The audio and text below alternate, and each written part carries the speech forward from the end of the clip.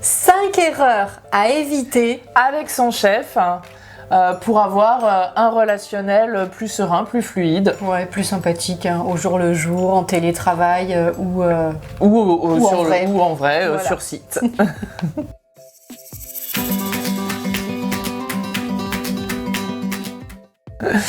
Bonjour à tous. Bonjour nos chers collègues. Bonjour Martine. Comment vas-tu? Bah, super. Ouais. Moi je suis ravie de vous retrouver, ravie de te retrouver. Moi aussi, pareil. Ouais. C'est génial, c'est génial. On est là pour notre Deuxième vidéo. Bon, et ben c'est super aussi ce sujet parce que qu'est-ce que c'est pas facile, hein, vous nous le dites souvent, Oui. comment je communique mieux avec mon chef et mon chef il est comme ci, il est comme ça. Et mon chef il est comme ça. Et effectivement, alors vous avez raison, il y a aussi bien évidemment de l'optimisation à faire au niveau management, mais on fera aussi des vidéos pour les tout de chefs. suite après d'ailleurs. L'idée de cette vidéo aujourd'hui, c'est de se dire voilà comment être acteur, moi, comment je peux être acteur d'un meilleur relationnel avec mon chef, même si bien évidemment il y a des choses qui sont dans ses mains et ce qu'on vient de dire, mais comment moi je peux être acteur de ça.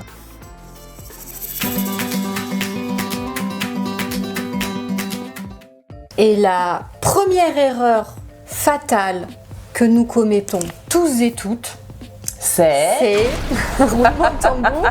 Et c'est un comportement naturel, c'est souvent de critiquer les collègues, les uns les autres, les prestataires aussi, la personne à l'accueil, voilà. Oui, mais d'un autre côté, il y a matière, on a envie. Parce que en fait, c'est vrai que Julien, il remet jamais du papier dans l'imprimante et c'est pénible un petit peu quand même. Oui, c'est vrai, il est jeune. Bah oui, plus, Julien. Non, mais effectivement, il y a peut-être matière et il y a des moments où ça fait du bien, mesdames et messieurs. Vous le savez, nos chers collègues, vous savez qu'à la machine à café ou en visio, 5 minutes, 10 minutes, ça fait du bien comme ça. On aime bien, oui, on aime bien. Et en même temps, sérieusement, quand on est avec son chef, c'est une erreur fatale à éviter. Pourquoi? Parce que souvent, eh bien, le chef, il se dit « Ah bah tiens, elle a toujours matière à critiquer. Si elle le critique, elle va me critiquer moi. » En plus, ça pour vous, ça peut vous enlever un petit peu de votre charisme, de votre leadership. Et puis, nos chers collègues, pendant que vous êtes en train de critiquer avec votre chef, vous mettez pas cette énergie ailleurs, quoi, hein, à trouver des idées, des solutions, tout ça. Donc effectivement, à la place de ça, qu'est-ce qu'on peut faire, Stéphanie? Eh ben moi, j'ai envie de dire, pourquoi ne pas être dans le positif, en fait, parce que oui, c'est vrai, on le disait tout à l'heure, il y a toujours matière à critiquer et ça fait du bien. Pour autant, nos collègues, ils font quand même plein de trucs chouettes aussi, heureusement. Aussi, et même Julien, on fait un gros coucou à tous les Juliens qui nous regardent. On n'a rien contre. Non, mais effectivement, il y a toujours matière aussi à dire du positif. Et c'est vrai que même si on le voit, parfois on se dit ah tiens, tel collègue il a fait ci, il a fait ça. On pense pas forcément à le dire, à le verbaliser. Donc déjà, ne pas hésiter à le dire à vos collègues directement quand ils font des choses bien. Mais aussi à son chef, puisque là l'idée c'est de voir comment verbaliser. On peut aussi dire des choses positives sur ses collègues. Mais oui, et vous le savez, Stéphanie et moi, on est très dans la psychologie, les neurosciences, et c'est vrai que dire des choses positives, alors en plus à son chef, mais même comme ça fait vraiment du bien, ça fait du bien pour vous. Biologiquement, ça vous fait du bien. Biologiquement, parce qu'il y a une hormone que nous on aime bien qui s'appelle l'ocytocine, qui est cette hormone de l'attachement, et du coup, ben voilà, je m'attache à ce que je vois de bien aussi chez l'autre personne. Tout ça, ça fait du bien. Les neurotransmetteurs et tout ça, on va pas vous assaisonner avec ça, mais ça fait du bien. Donc, première erreur fatale, c'est critiquer ses collègues et du coup, ce qu'on peut faire pour éviter ça, c'est plutôt d'être dans le positif. Alors c'est sûr que d'être dans le positif, ça veut dire à son chef, de temps en temps, tiens, tu sais, Julien par ailleurs, il nous a trouvé une super solution. Exactement. Et puis il y avait Bérangère aussi qui peut aussi, voilà, et puis Clara, etc. Et donc ça c'est vraiment important parce que votre chef peut à ce moment-là se dire, elle a une capacité, il a une capacité à voir ce qui va bien aussi chez les autres. Ce qui n'empêche qu'effectivement, on peut avoir un vrai problème avec Julien. Alors, bien sûr, s'il y a toujours. Non, mais s'il y a un vrai problème conflictuel, voilà, s'il y a une situation avec un collègue qui est vraiment pesante, évidemment, là, oui, il faut en parler. Déjà, peut-être en parler directement avec ce collègue. Et s'il y a besoin d'un arbitrage, c'est aussi le rôle de votre chef d'arbitrer ces situations. Et puis on verra dans une autre vidéo comment aussi communiquer de manière non violente et de manière constructive. Tout à fait. Ça, c'était pour la première erreur fatale à éviter.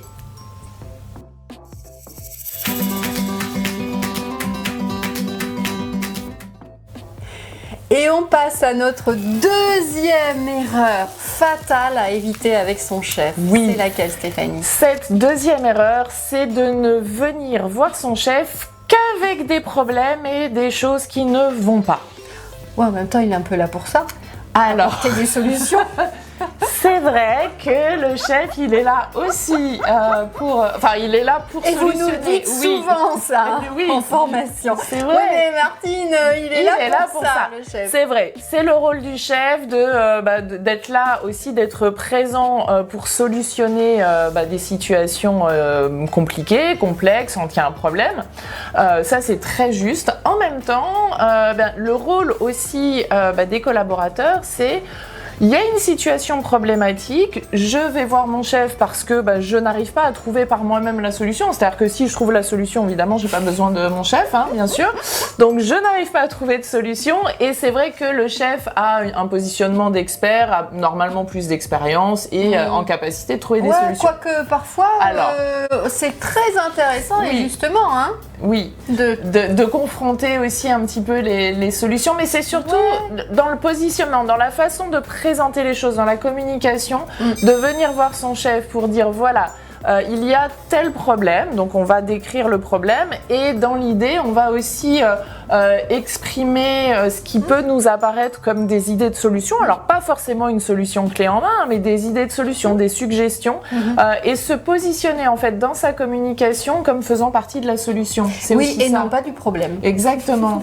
Parce que si on vient que avec le problème, on croise les bras en disant voilà, c'est à toi de trouver la solution, même si dans les faits, c'est vrai que le chef est là aussi pour solutionner, mais c'est bien de faire partie de la solution. Oui, et des idées, vous en avez plein. On en a plein des idées. Ce qui est intéressant aussi quand on parle de ça, c'est de dire quand on est chez soi, quand on est en couple, en célibat, peu importe, on trouve des solutions, on a des suggestions quand on a nous-mêmes des problèmes avec notre banque, etc. Et donc du coup, en entreprise, c'est vrai qu'on aura tendance, et ça fait longtemps, là aussi c'est un comportement naturel, à aller voir son chef et dire voilà, trouve-moi une solution.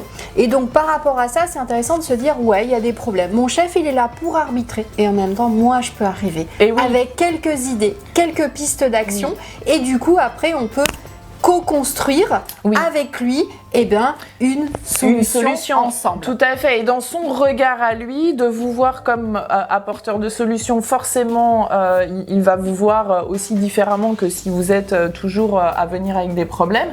Et en plus, vous allez pouvoir faire émerger des façons de faire différentes parce que finalement, vos idées, vos suggestions seront différentes de celles du chef. Et ça peut permettre de co-construire des process différents aussi. Absolument. Et puis comme ça, le chef, il pourra dire, trouver des bonnes solutions. Ça aussi, ça peut vous aider pour votre trajectoire professionnelle. Oui.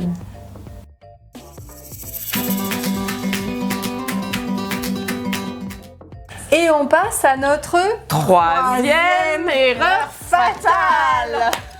Alors, c'est quoi notre troisième erreur fatale à éviter, Martine? Eh bien, c'est de ne pas réagir à chaud. Nos chers collègues, vous le savez, ça aussi c'est naturel. Vous avez de la colère, de la frustration, parfois que de la déception.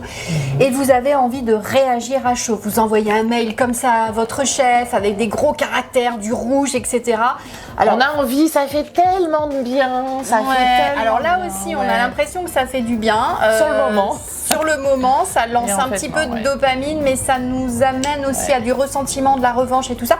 Et surtout, ça nous fait ruminer aussi à un moment donné. Du coup, on reste avec notre problème. Vous êtes souvent à nous dire que dans la nuit, ça revient, que vous levez le matin avec le problème, etc. Et à la place de ça, eh bien, ce qu'on vous propose, et vous le savez, c'est un petit peu plus facile à dire qu'à faire, mais on vous le redit, c'est très important, surtout. Faire retomber la pression. Alors, pour faire retomber la pression, ce qui est important souvent, c'est de ne pas répondre action-réaction par mail. Allez, il m'envoie un mail, je lui renvoie un mail. Je vais attendre un peu, quitte à aller déjeuner. Boire un verre avec un collègue, un cher collègue, oui. Vous savez, hein, ce mélange de collègues et potes où vous allez boire un cours à l'extérieur, boire un café avec lui, un peu en mode chaud doudou, souvent on vous le dit dans nos vidéos, pour faire redescendre. Parce que vous le savez aussi, vous le savez, on l'a tous vécu quand on est très énervé, quand on est en colère, on n'est pas en capacité de raisonner quand on a le seum, tout à fait, on n'est pas en capacité de raisonner de façon aussi posée. Donc ça, on le sait, on le sent à certains moments, mais même quand la colère ou la déception, la frustration, elle est un peu présente, c'est pareil, ça peut altérer aussi notre capacité de communiquer. Et c'est vrai vous êtes beaucoup à être dans l'action et vous dire mais j'ai besoin de faire quelque chose. Et ben voilà, vous allez parler, vous pouvez même écrire un mail mais vous l'envoyez pas. Vous le mettez en brouillon, surtout faites attention à ne pas l'envoyer. Oui. Et vous faites redescendre. Quand vous le relisez après, et donc c'est intéressant de vous laisser comme ça le temps. Ça peut être le temps d'un déjeuner, d'un après-midi, peut-être même d'arriver le lendemain. Et à ce moment-là, d'aller voir son chef. Et d'avoir mûri aussi, d'avoir choisi les mots, de se dire ok, comment je peux présenter la situation de façon factuelle, comment je peux décrire vraiment ce qui ne me convient pas. Ce qui me convient pas. Et puis on fera des vidéos sur la gestion et l'accueil des émotions. Vous êtes beaucoup à nous le demander et puis on forme énormément les entreprises là-dessus. Donc évidemment on verra comment accueillir et traiter les émotions. Mais avant tout, là, laissez-vous un peu de temps, allez faire un truc qui vous fait plaisir aussi, allez peut-être faire les magasins, aller sur une terrasse, voir un collègue. Vous faites redescendre tout ça et ensuite vous pouvez aller voir votre chef de manière beaucoup plus sereine.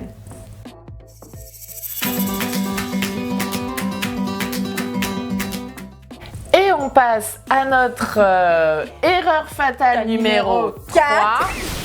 4 déjà 4 Mais ça va très vite. Super vite, Stéphanie. Donc l'erreur fatale numéro 4, elle découle en fait de celle que l'on vient de voir. C'est vrai qu'on vient de dire que réagir à chaud, c'est pas nécessairement une bonne idée. Pour autant, réagir est une bonne idée. Oui, absolument, Stéphanie. Alors, Stéphanie et moi, on travaille aussi beaucoup sur les risques psychosociaux, la qualité de vie au travail. Moi, j'interviens beaucoup sur les sujets de harcèlement. Et réagir, c'est très important. C'est-à-dire ne pas laisser pourrir une situation. Se dire que c'est important pour vous, que votre chef, à un moment donné, il a dépassé les limites. Ça peut être aussi, et vous êtes nombreux à nous le dire en télétravail, il y a un problème de frontière entre la vie perso et la vie de l'entreprise. Parfois, vous pouvez avoir envie de répondre à un mail à 22h et qu'est-ce qui se passe quand le chef il voit que vous avez répondu à 22h, il se dit c'est possible, elle a dit ok. Donc c'est important là de ne pas effectivement laisser pourrir les situations, d'aller aussi au contact avec votre chef pour dire et dire tout de suite en fait. Alors peut-être je l'ai fait une fois, peut-être j'ai répondu aussi à 22h, mais c'est pas ok pour moi. Oui, et en fait ce qui est très important, c'est que quand on laisse les choses se faire, c'est-à-dire que si par exemple votre chef vous donne une tâche à faire à la dernière minute, à 22h alors ça peut être effectivement à 22h et ça peut être tiens, il faudrait préparer la réunion, puis la réunion a lieu l'après-midi, alors que cette réunion, lui, ça fait 3 semaines qu'elle est dans son agenda, il aurait pu vous solliciter plus tôt. En fait, quand j'accepte ça, pour le coup, c'est toujours pareil dans le fonctionnement du cerveau de votre chef, il sait très bien que c'est pas cool de vous le donner au dernier moment, sauf que s'il n'y a pas de réaction de votre part, il va se dire, il y a une partie de son cerveau qui va se dire, c'est ok, c'est possible, et il va avoir tendance à le refaire. Si tout de suite, on dit que ça ne nous convient pas, alors comme on le disait tout à l'heure, si sur le moment, on est dans l'émotion, on laisse passer, le lendemain, on va le voir pour lui dire non, en fait, c'est pas comme ça que j'aimerais travailler efficacement. J'ai besoin d'avoir un petit peu plus de temps. On va exprimer des choses. Exprimer, négocier tout aussi. De suite, en fait. Absolument. Parce que sinon, il y a une habitude qui se prend aussi, qui fait que finalement, votre chef, il va vous donner toujours au dernier moment. Et lui, il est dans son habitude. Il se rend pas forcément compte non plus que c'est problématique pour vous, parce qu'il est aussi dans sa bulle. Et donc, il faut le dire rapidement. Oui, en fait. absolument. Ne pas non plus attendre. J'accompagne parfois des personnes qui disent bah oui, mais j'ai dit un truc à mon chef, mais 3 semaines après, 4 semaines après. Alors le à chaud n'est pas bien, mais en mode glacé. Trop froid non plus. Parce que parfois votre en chef. mode tiède, allez-y en mode tiède. Oui, parce que tu vois, Stéphanie, le chef, pendant 3 semaines, il s'est dit mais moi j'ai eu 10 milliards de choses à gérer, je ne sais même plus de quoi tu parles. Mais et puis il y a des personnes qui vont stocker ça en disant mais si tu m'as dit ça, c'était un vendredi. Et en plus biologiquement il se passe des choses quand je laisse.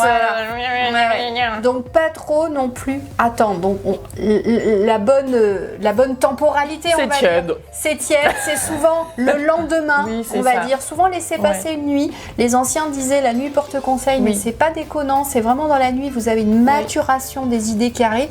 La nuit, ou laissez passer un déjeuner. Mais c'est vrai que pas une semaine, 2 semaines, 3. N'attendez pas aussi les entretiens annuels aussi pour faire vos entretiens annuels d'évaluation. Vous dites ah bah là mais tu te rappelles au mois de mai il s'est passé ça. Non. Mais on le voit beaucoup. On le voit. Donc ça c'est intéressant. Le tiède c'est vraiment on va dire 48 heures, 24 heures après. Ça c'est la bonne temporalité.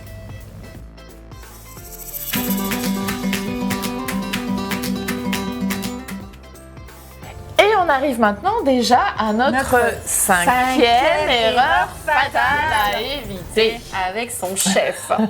Alors c'est quoi Stéphanie la 5e erreur fatale? La 5e erreur fatale, elle découle de notre 4e. Elle découle effectivement, c'est ça, c'est finalement ne pas poser de limites. Ne pas poser de limites et donc du coup l'idée évidemment ici c'est de savoir poser des limites aussi avec son chef. Voilà, si je fais le lien juste avec ce que l'on vient de dire, effectivement, finalement, poser des limites, c'est aussi savoir dire quand une situation ne nous convient pas. Oui, absolument. Savoir dire, là, c'est pas possible pour moi. Là, je suis dans mon temps personnel. Là aussi, ce que tu m'as dit, c'était pas OK pour moi. Si on est sur des sujets, par exemple, de savoir-être, de savoir-être, parfois de harcèlement aussi, bien présupposé sûr. Ou pressenti.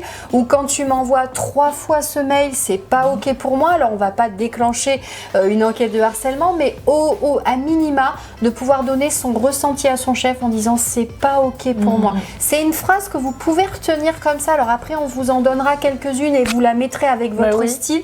Mais le c'est pas OK pour moi, c'est quelque chose qui n'est pas trop jugeant pour lui. De dire voilà, quand tu me dis ça, c'est pas OK pour moi. Je suis pas à l'aise quand tu me dis ça.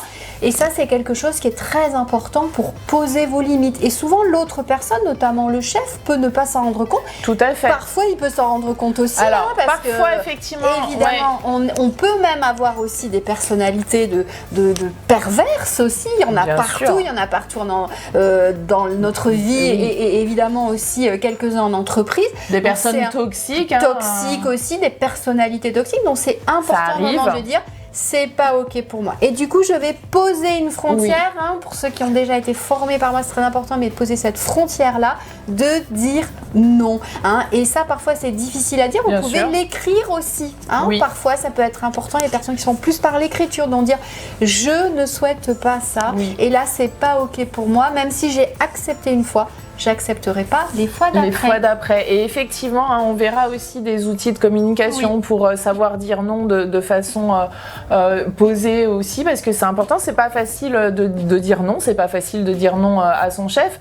Pour autant, poser des limites, bien sûr, dans des situations extrêmes dont tu parlais, Martine, avec des situations de harcèlement, mais poser des limites aussi au quotidien. Si on reprend l'exemple de tout à l'heure, si votre chef vous donne une tâche à faire à la dernière minute, effectivement, on peut, au moment où le chef nous le demande, il a une réunion qui va démarrer dans une demi-heure, on va pas le mettre en difficulté, on va le faire, et on laisse pas pourrir la situation, on revient le lendemain, donc à tiède, et là, on va vraiment dire que non, en fait, c'est pas comme ça qu'on souhaite travailler, et poser ses limites. Et voilà, et ça vous permet de poser des limites, et ça nous fait un lien avec une vidéo qu'on verra aussi sur le mieux vivre le télétravail, parce que là aussi, il y a des limites et des frontières à poser. Exactement. Voilà. On espère que cette vidéo, nos chers collègues, vous aura beaucoup plu. Et qu'elle vous aura été utile. Et du coup, bien évidemment, C'est le moment de s'abonner si vous n'êtes